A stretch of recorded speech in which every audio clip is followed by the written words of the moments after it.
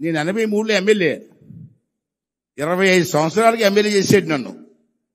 నేను ఈ రోజు ఇంత గర్వంగా మాట్లాడుతానంటే, గొప్పగా మాట్లాడుతానంటే, ఒక గౌరవంగా మాట్లాడతానంటే అది నందమూరి తారక రామారావు పెట్టిన భిక్ష. నాది నర్సీపట్నం, విశాఖపట్నం జిల్లా నర్సీపట్నం, ఓ మారుమూల గ్రామం. అక్కడి నుంచి నన్ను పిలిపించి, నాకు రాజకీయాలంటే ఇంట్రెస్ట్ చిన్నప్పటి నుంచి, కానీ రామారావు గారు అంటే తెలియదు నాకు. ఓ రోజు నాకు కబురు వచ్చింది, హైదరాబాద్ రమ్మని. తారక రామా థియేటర్లో ఉన్నారు. నేను వెళ్ళి నమస్కారం సార్ అన్నాను. ఎవరు నువ్వు అన్నారు. సార్ నేను సోని సాయి అండి, మీరు రమ్మన్నారు కదా వచ్చాను సార్ అంటే, ఇలా పైనుంచి కదా చూసి వయసు ఎంత అన్నారు. 24 సంవత్సరాల 8 నెలలు సార్ అన్నాను. అంటే ఎమ్మెల్యేకి వయసు చాలదా నీకు అన్నాడు. సార్ ఎమ్మెల్యే ఎలక్షన్ ఇంకా 4 నెలలు ఉందండి, ఈ లోపు నా వయసు వస్తుంది సార్ అన్నాను.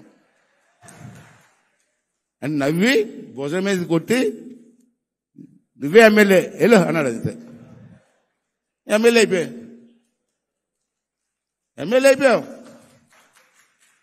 తర్వాత నాదెండ్ల భాస్కర్ రావు టైంలో ప్రభుత్వం పడిపోయింది. మళ్ళీ 85లో ఎలక్షన్లు వచ్చాయి. మళ్ళీ నాకు టికెట్ ఇచ్చారు, గెలిచా. రెండోసారి గెలిచా. నమస్కారం పెట్టడానికి వెళ్తే రెడీగా ఉండు అన్నారు. మీరు రెడీగా ఉండమన్నారు ఏంటి అనుకున్నాను నేను, నాకు అర్థం అలా. మంత్రివర్గంలో నా పేరుంది, మంత్రిగా నా పేరుంది లిస్టులో.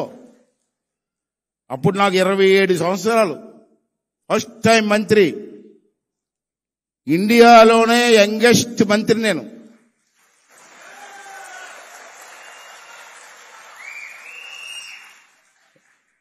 ఒక పనికిమాలిన పల్లెటూరులో ఎక్కడో పుట్టినోని తీసుకొచ్చి ఇండియాలో నెంబర్ 1గా నిలబెట్టిన వ్యక్తి ఆ మహానుభావుడు కాదండి.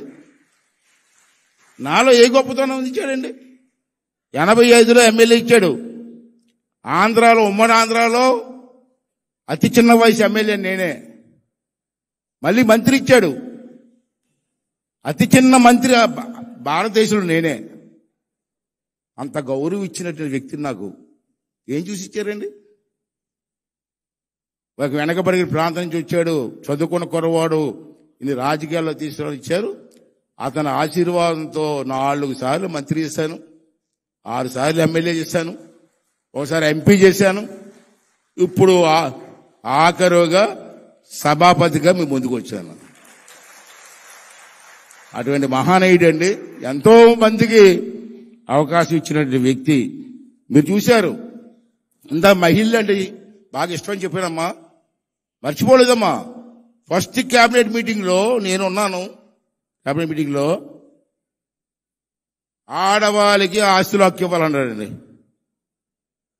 చాలా మంది మగవాళ్ళు బుర్రలు పేరు అలాగా కోపంగా, తండ్రి ఆస్తులు ఆడపిల్లకి ఎందుకు హక్కు ఇవ్వకూడదు అడిగాడు. చాలా మంది వ్యతిరేకించారు ఆ రోజు. నేను, మీరెవరు వ్యతిరేకించారు? నేను చెప్తున్నాను ముఖ్యమంత్రిగా, మగవాడికి ఎంత హక్కు ఉందో ఆడపిల్లకి ఎంత హక్కు ఉంది తండ్రి ఆస్తిలో ఇచ్చి తీరాలని చెప్పిన మహానుభావుడు అమ్మా ఎన్టీ రామారావు గారు.